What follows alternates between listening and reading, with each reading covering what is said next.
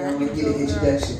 Okay, so this person, I'm going to assume they went to medical school, or they just used the doctor to let y'all know that they a surgeon when they come to getting on this MIC. Y'all don't mind putting y'all hands together, left hand, right hand, make a sound for Dr. Elsa. Is the doctor in the house? No, I won't be able to help you with your cholesterol. I'm not that kind of doctor. But, you know, my father, who's also a PhD, he told me that the acronym PhD stands for Poor Hungry Doctor. That makes sense. So, yeah, I got my PhD about 2.5 years ago. Thank you so much. I can say that both me and my father have both lived the experience of, you know, the poor hungry doctor.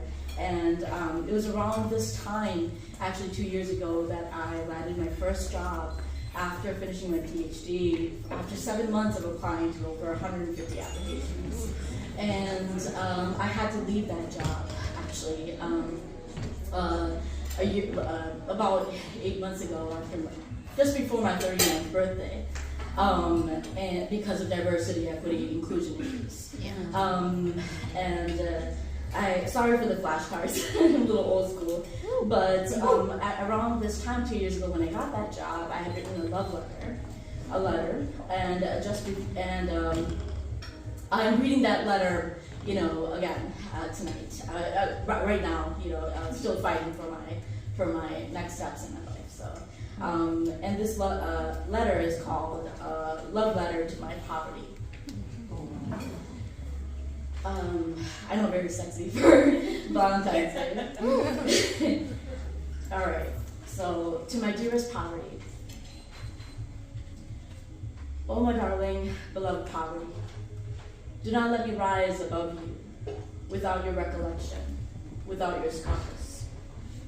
As the alarm bells chime within the depths of soul and mind, stay with me, my dear traumas of difficult times. Humble me, teach me, and never stop. Please do not let me forget you.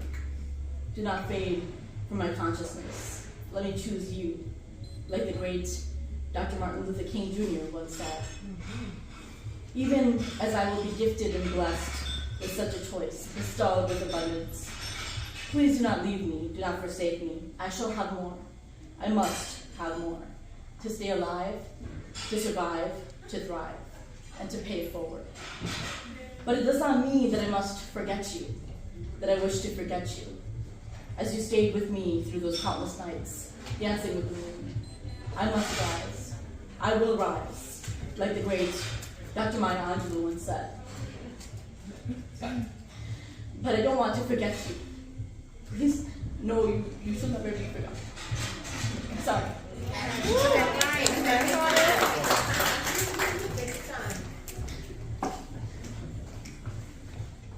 I will never abandon you the same way that the world abandoned me.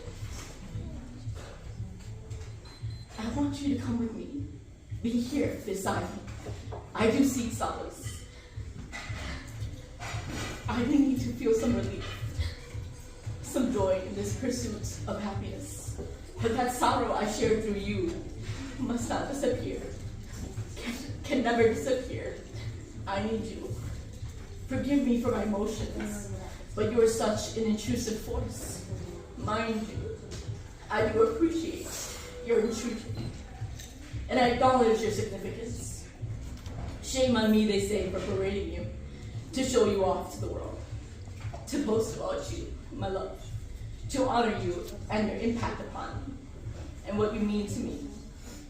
But I don't care. I cannot care. I must disregard the censure. I'll happily flaunt you. I must proudly celebrate you. Shame, they proclaim, because there exists poverty deemed much worse than you. Shame, they proclaim, because society shames and vilifies economic struggle. Shame, they proclaim, because you are not supposed to belong to me. Shame, they proclaim, because I was too proud to ask for help.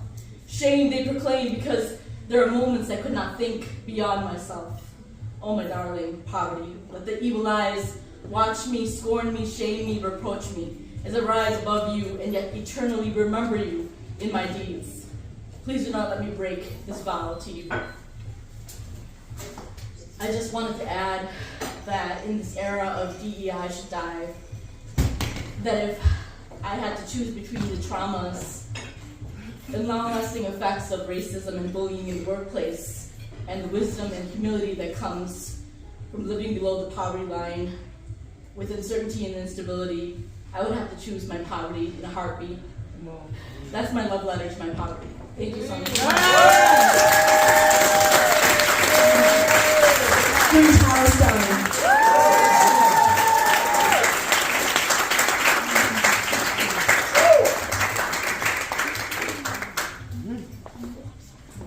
Yeah, give it one more time for Dr. Elsa. You said free Palestine? Until it's that one. Until it's free, right? Yeah. One more time for Dr. Elsa. That was moving. Yo, you was tapping into some. Can we do some therapy right now? We need to do some therapy because this is some shit that's like real because we all have some kind of affinity for poverty in you that you sort of like long for even when you get to a certain place. And when you start rising above it, there's a guilt that immediately comes with that as well. But it has to be said, once again, this is part of the conditioning. It needs to be understood that that's not part of who you are, you know what I'm saying? And even making the decision to leave a space based on your integrity and standing on business, that shows there's no poverty there. That's all wealth and abundance. You know what I'm saying? You know what I'm saying? We have to define it in different ways. Like, you are a wealthy woman, and a lot of people don't have that in them to do that, so big up to you, and thank you, and we need more of you in our world. We still here. I appreciate you, girl. I'm chill too. I love it. Yo, I'm telling you, I was a project baby. Like, when you start talking about poverty, that shit is like, yo, you get scared to walk away from it because you know, like, who am I gonna be without it? I define myself by how I can get over it. You ain't supposed to get over it. You supposed to be a fucking queen. You supposed to have everything, whatever you want. You deserve it. Just because you are you, and that's it. You ain't got to do nothing special. You ain't got to be no doctor, but you are a doctor. You deserve that shit too. All right, I'm sorry. I'll keep going. I'll do this all day. I'll do it all day. All right, y'all ready for the feature? Say word. Word. Y'all ready for the